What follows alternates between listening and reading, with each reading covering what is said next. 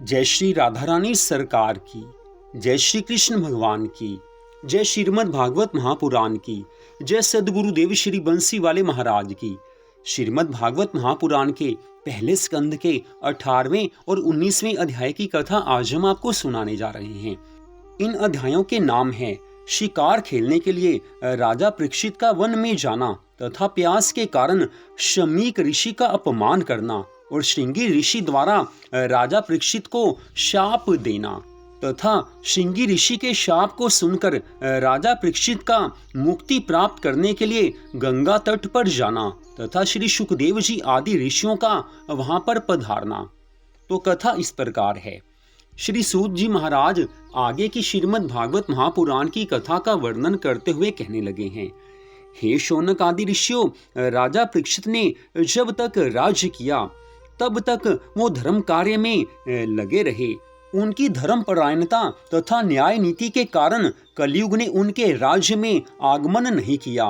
राजा परीक्षित प्रजा की देखभाल के लिए रथ पर बैठकर 10 दिशाओं में घूमते हुए एक छत्र राज्य करते हैं। उन्होंने कलयुग के आने की कोई चिंता ना करके उसे रहने को निवास स्थान दे दिया। इतना वृतांत सुनने के बाद शौनक आदि ऋषियों ने सूत जी से कहा है, हे सूत जी, आपने हम लोगों को इस कथामृत का पान कराकर अत्यंत कृपा की है, अतः अब आप कृपा करके हमको वह कथा सुनाइए जिस कारण राजा परीक्षित ने अपने शरीर को त्याग दिया था। यह सुनकर सूत जी महाराज कहने लगे हैं, हे ऋषियों, जब राजा परीक्षित वन में शिकार खेलने के लिए गए वहां उन्होंने अनेकों पशुओं को मारा है और दोपहर के समय जब उन्होंने एक घायल हिरण को देखा तो अपने सारथी को वहीं पर छोड़ घोड़े को उसके पीछे दौड़ाया है। जब वे बहुत दूर निकल गए तब महाराज परीक्षित को गर्मी के कारण बड़े जोर से प्यास लगी है। तब वे वन में पीने के लिए जल की तलाश करने लगे और जल की तलाश करते हुए शमीक ऋषि के आश्रम पर जा पहुंचे हैं। शमीक ऋषि ऐसे तपस्वी थे कि बछड़े के दूध पीते समय गऊ के थन से जो दूध नीचे टपकता था उसी को पीकर वो दिन रात प्रभु का ध्यान किया करते हैं। राजा उस आश्रम को देखते ही ऋषि के पास आए हैं। शमीक ऋषि उस समय भगवान की आराधना में मग्न होकर अपने नेत्र बंद किए बैठे हुए हैं। राजा परीक्षित ने उनके समीप जाकर कहा, हे ऋषिवर, मैं अभिमन्यु का पुत्र परीक्षित हूँ। मुझे इस समय बड़े जोर से प्यास लग रही है, अतः आप मुझे कृपा करके थोड़ा सा जल पिला दीजिए। राजा परीक्षित ने इस तरह से अनेकों बार जल मांगा है, लेकिन आज हरि इच्छा से उस समय शमीक ऋषि भगवान के ध्यान में ऐसे मग्न हैं, उन्हें अपने शरीर की सुध बुद्ध भी नहीं थी, तो राजा की आवाज उनके कानों तक नहीं पहुंची है। वे जैसे के तैसे प्रभु ध्यान में बैठे हुए हैं। उस समय जीव हिंसा के कारण तथा स्वर्ण मुकुट पहने रहने के कारण कलयुग राजा परीक्षित के हृदय में प्रवेश कर गया था। अतः उसने राजा से बदला लेने का यह अच्छा अवसर जानकर अपना कपट जाल फैला दिया है। आज कलयुग ने राजा परीक्षित के मन और बुद्धि पर अधिकार कर लिया है, जिसके फल स्वरूप वे धर्मात्मा और हरि भक्त राजा परीक्षित क्रोध के वशीभूत हो गए हैं।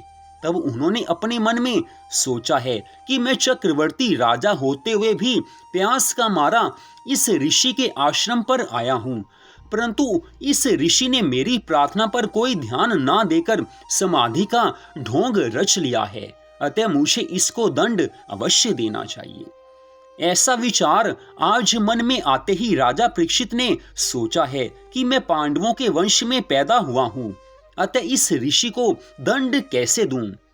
उसी समय राजा को वहां एक मृतक सांप पड़ा दिखाई दिया है। राजा ने उस मृतक सर्प को देखते ही निश्चय किया है कि इस मृतक सर्प को ही ऋषि के गले में डाल देना चाहिए। इस तरह दंड व्यवस्था पूर्ण हो जाएगी। ऐसा सोचकर राजा ने घोड़े से उतरकर उस मृतक सर्प को अपने धनुष की नोक से उठाकर शमीक ऋषि के गले में डाल दिया है। हरि भजन में मग्न होने के कारण शमीक ऋषि को गले में सांप के पड़ने का कोई भी आभास नहीं हुआ है। वह पहले के जैसे प्रभु ध्यान में मग्न हुए बैठे हैं। इससे आगे की कथा का वर्णन करते हुए श्री सूत जी महाराज कहने लगे हैं, हे ऋषियों, राजा परीक्षित ने वन से लौटने पर घर आकर जब उस स्वर्ण मुकुट को अपने मस्तक से उतारा तो पुनः उनको ज्ञान हुआ है कि मैंने आज कौन सा पाप कर्म कर दिया है। वे बड़े दुखी होते हुए अपने मन में विचार करने लगे हैं कि देखो, इस स्वर्ण मुकुट में कलयुग का वास था, अतः इसी से मेरी बुद्धि नष्ट हो गई थी। इसके अलावा मैंने वन में जाकर जो जीव हिंसा की, उसका फल ये हुआ कि मैंने अज्ञानी बनकर तपस्या करते हुए ऋषि के गले में मृतक सर्प डाल दिया। अतः मुझे इस पाप से किस प्रकार छुटकारा मिलेगा? जब कोई मनुष्य गऊ और ब्राह्मणों को कष्ट देता है, उस समय ये जान लेना चाहिए कि वह अवश्य ही नष्ट होने वाला है। आज मैंने ब्राह्मण को कष्ट दिया है, इसलिए मुझे ऐसा मालूम होता है कि अपने धन संपत्ति सहित शीघ्र ही मैं नष्ट हो जाऊंगा। वास्तव में राजा परीक्षित ने सोने के जिस मुकुट को धारण किया था, वह मुकुट वास्तव में महापापी जरासंध का था। जरासंध पर विजय प्राप्त करने के बाद पांडवों ने उस मुकुट को अपने राजकोष में जमा कर दिया था, लेकिन किसी ने पहना नहीं, क्योंकि उन्हें मालूम था कि ये महापापी जरासंध का स्वर्ण मुकुट है। लेकिन आज राजा परीक्षित ने जैसे ही उस स्वर्ण मुकुट को पहन लिया, वैसे ही उनकी बुद्धि नष्ट हो गई है। इसलिए कहा जाता है कि महापापी मनुष्य की किसी भी वस्तु का प्रयोग नहीं करना चाहिए, क्योंकि जरासंध महापापी था। उसने जिस स्वर्ण मुकुट को धारण किया हुआ था, वो भी पापमय बन चुका था, जिस कारण आज परीक्षित की बुद्धि मारी गई है। लेकिन आज इधर राजा परीक्षित अपने घर में बैठे हुए सोच विचार कर रहे हैं कि अब आगे क्या होने वाला है। लेकिन उधर शमीक ऋषि जैसे के तैसे बैठे तपस्या में लीन हुए पड़े हैं। थोड़ी देर बाद कुछ ऋषि बालक खेलते खेलते शमीक ऋषि के आश्रम पर आए, तो वे ऋषि के गले में मृतक सर्प को देख बड़े भयभीत हुए हैं। उन्होंने ये सब हाल शमीक ऋषि के पुत्र श्रृंगी ऋषि से जाकर कहा है। श्रृंगी ऋषि को ब्रह्मा जी के द्वारा ये वरदान मिला हुआ था कि उनका वचन कभी मिथ्या नहीं होगा। बालकों से सारा समाचार सुनकर श्रृंगी ऋषि आज क्रोध में भर गए हैं। उनका सारा शरीर क्रोध के मारे कांपने लगा है। उसी क्रोध के आवेश में आकर शीघ्रता से नदी का जल अपने सीधे हाथ में लेकर यह श्राप दिया है कि जिस राजा परीक्षित ने मेरे ध्यान मगन पिता के गले में मरा हुआ सर्प डाला है, उस राजा परीक्षित की आज से 7वें दिन तक्षक सर्प के काटने से मृत्यु हो जाए। इस तरह राजा परीक्षित को श्राप देने के बाद उसने अपने साथियों से कहा कि महाराज श्री कृष्णचंद्र जी जब से गोलोक धाम में चले गए हैं, तब से कलयुग के राजा धन और राज्य के मद में अंधे होकर ब्राह्मणों को दुख देने लगे हैं। जब तक भगवान श्री कृष्ण जी इस धराधाम पर विराजमान थे, कोई भी ऐसा दुष्कार्य नहीं कर सकता था। लेकिन आज प्रभु इस धाम को छोड़कर अपने स्वधाम को चले गए हैं। इस कारण राजा लोग महापाप करने लगे हैं। जिस प्रकार कोई पुरुष अपने द्वार की रखवाली करने के लिए कुत्ता पाले, परंतु वह कुत्ता उसी पुरुष को काट खाए, उसी तरह से ये राजा लोग ब्राह्मणों के आशीर्वाद और कृपा से राज सिंहासन प्राप्त करके उन्हीं को ही कष्ट देते हैं। धर्मात्मा युधिष्ठिर तथा अर्जुन के कुल में यह परीक्षित ऐसा अधर्मी राजा पैदा हुआ है कि उसने अभिमान में भरकर मेरे पिता के गले में मरा हुआ सांप डाल दिया था। इसलिए मैंने भी उसे अपनी शक्ति दिखलाने के लिए यह श्राप दिया है। इस प्रकार लड़कों से बातें कर श्रृंगी ऋषि राजा परीक्षित को दिए हुए श्राप का समाचार सुनाने के लिए खेलते खेलते अपने पिता शमीक ऋषि के पास आए हैं। वहां जब उसने अपने पिता को ध्यान मगन तथा उनके गले में पड़े हुए मरे हुए सांप को देखा, तब उसने सर्प को उनके गले से निकालकर पिता का नाम लेकर जोर जोर से रोना आरंभ किया है। उनके रोने की आवाज को सुनकर शमीक ऋषि ने अपनी समाधि खोल दी है और उन्होंने अपने पुत्र से रोने का कारण पूछा है। तब श्रृंगी ऋषि ने सब समाचार कह सुनाया। उस बात को सुनकर शमीक ऋषि ने अपने पुत्र से पूछा है कि हे पुत्र, तूने राजा परीक्षित को कोई श्राप तो नहीं दे दिया?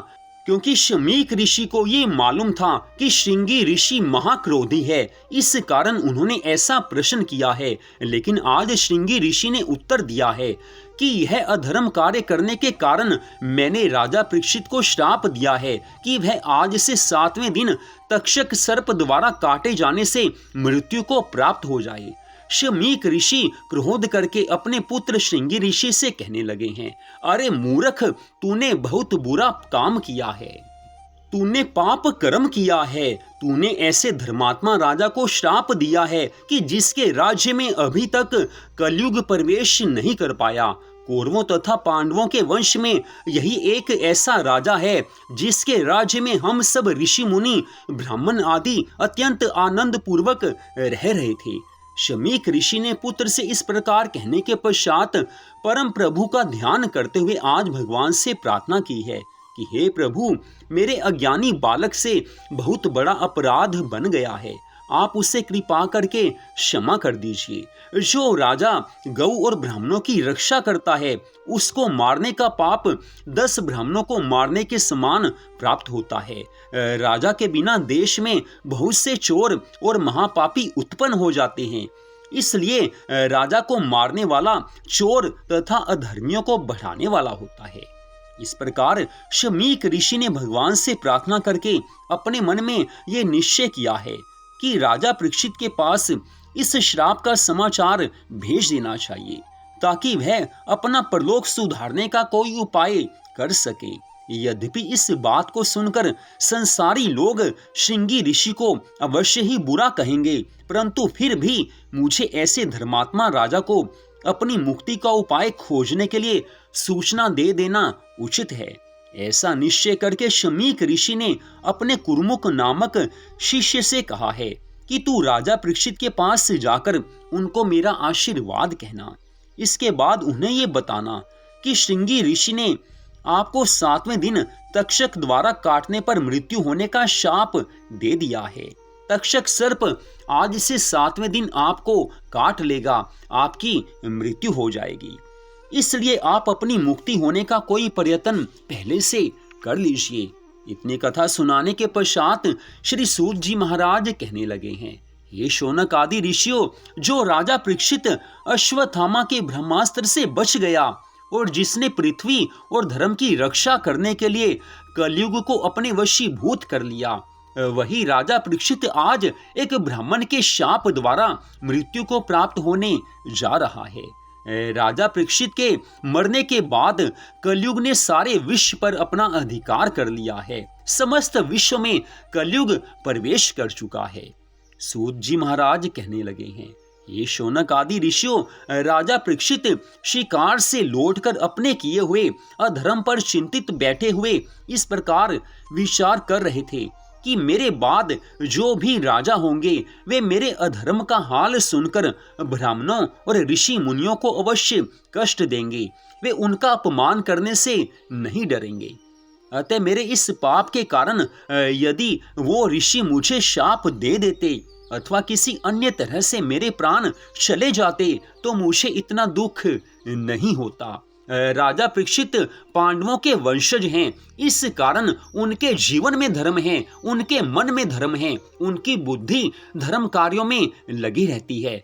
लेकिन आज एक महापाप किया है, फिर भी इतने दुखी हैं कि मेरे से ऐसा महापाप कैसे बन गया। काश वो ऋषि उसी समय मुझे शाप दे देते, मेरी मृत्यु हो जाती तो उचित होता।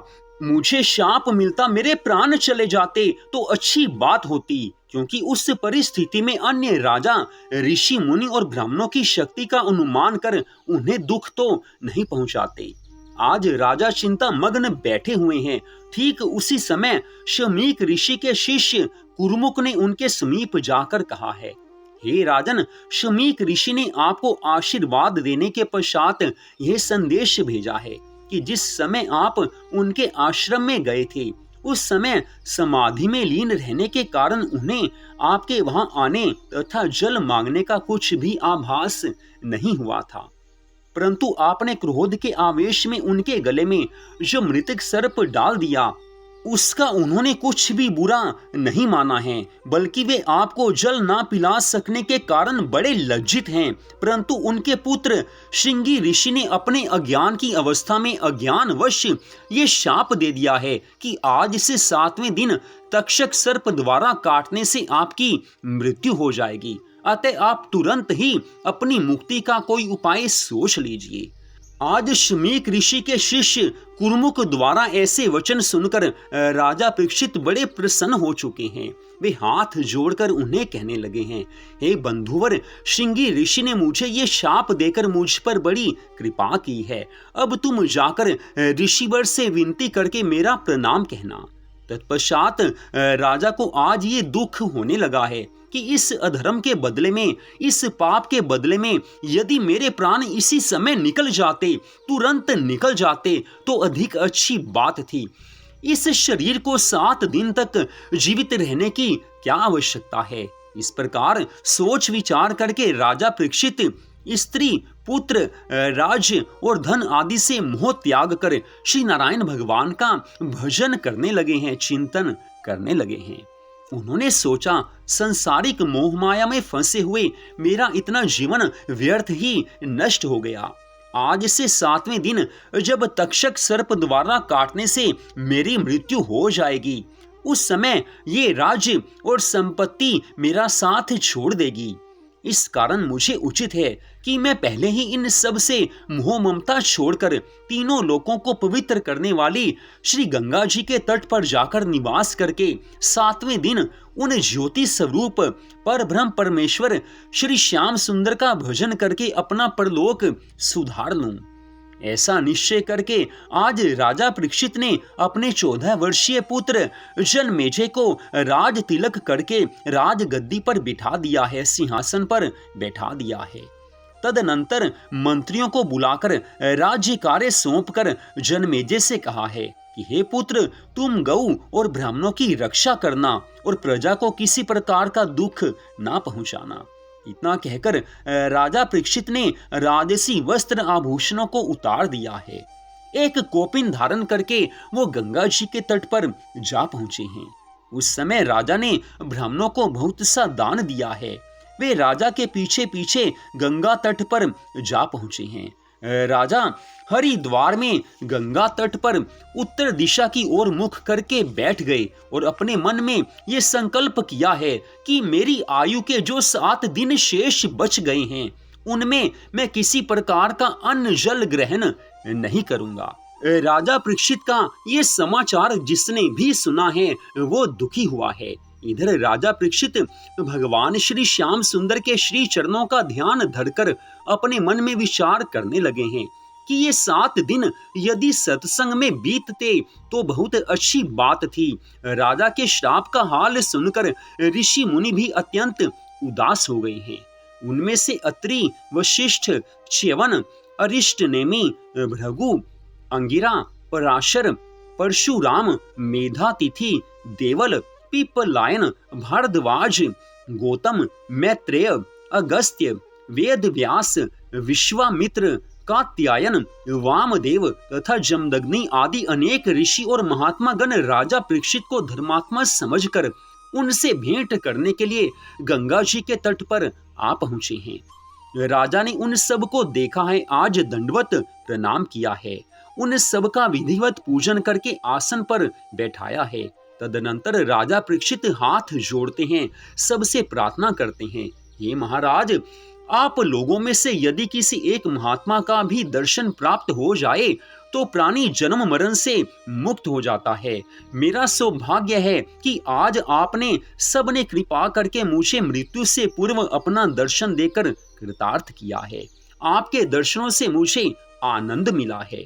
हे प्रभु, जिस प्रकार आप सब यहाँ पधारे हैं, उसी प्रकार दया करके 7 दिन तक यहाँ और ठहरिए।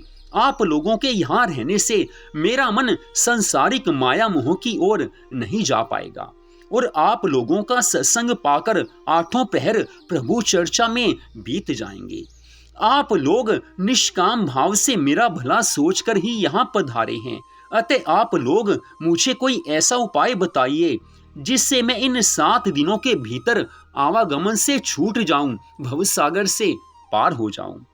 राजा परीक्षित की इस बात को सुनकर उनमें से एक ऋषि ने कहा है, हे राजन, तीर्थ स्नान को बहुत ज्यादा पुण्य फल देने वाला माना गया है, अतः तुम वही करो। दूसरे ऋषि कहने लगे हैं, हे राजा परीक्षित, आप यज्ञ करो, उससे आपके संपूर्ण पाप नष्ट हो जाएंगे। तीसरे कहने लगे हैं, तुम ब्राह्मणों को धन का दान करो, दान से बढ़कर अन्य कोई धर्म नहीं हो सकता।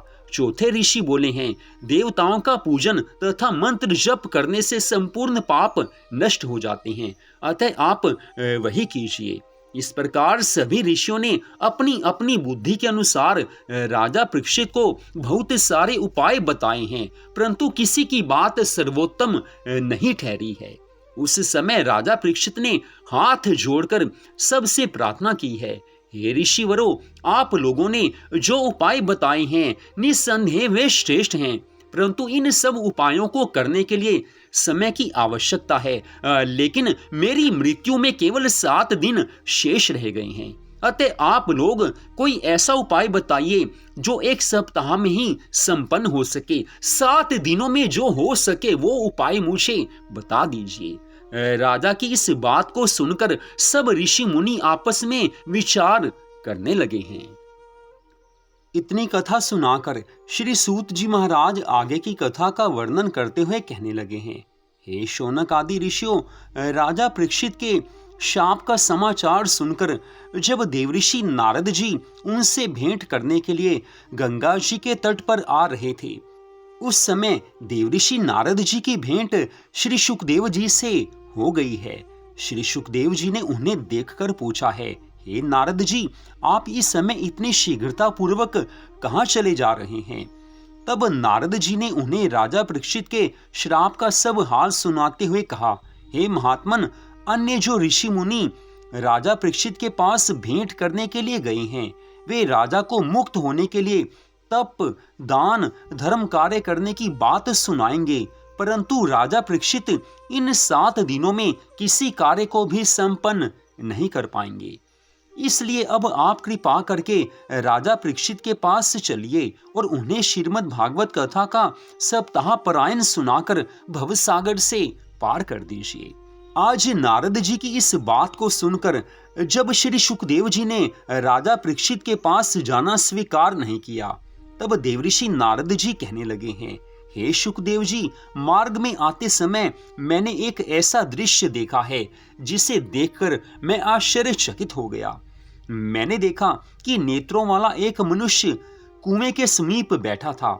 उसी समय एक नेत्रहीन आदमी उस स्थान पर आया और कुएं में गिरकर मर गया। उस आंख वाले मनुष्य ने उसे कुएं की ओर जाने से रोका तक नहीं।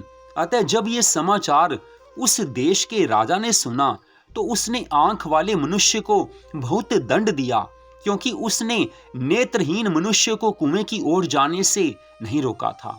हे सुखदेव जी महाराज, अब आप ये बताइए कि उस आंख वाले ने अनुचित किया था या नहीं? श्री सुखदेव जी महाराज कहने लगे हैं, हे नारद, उस आंख वाले ने निश्चय ही बड़ा अधर्म किया था, जो उसने नेत्रहीन मनुष्य को कुएं की ओर जाने से नहीं रोका, उसको कुएं में गिर जाने दिया। श्री सुखदेव जी के श्री मुख से ऐसे वचन सुनकर नारद जी फिर कहने लगे हैं, हे सुखदेव जी, राजा परीक्षित अपनी मुक्ति का उपाय नहीं जानता है।